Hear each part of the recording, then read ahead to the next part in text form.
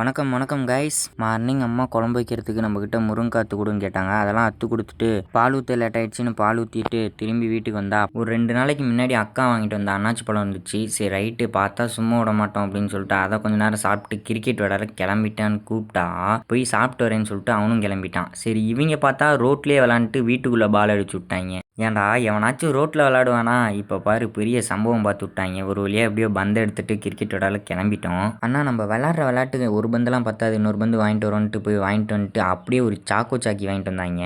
அப்புறமேட்டு கொஞ்சம் நேரம் கழித்து வெளியில் போயிட்டு டீம் வந்தோன்னே விளையாட ஆரம்பிச்சிட்டோம். மேட்ச்லாம் போக போக இன்ட்ரெஸ்டிங்காக தான் போயிட்டு இருந்தது. ஃபீல்டிங் நிற்கிறேன்னு பேரில் என் பக்கத்தில் வந்துட்டு இவன் பண்ணுற அலும்பு தாங்க முடியல.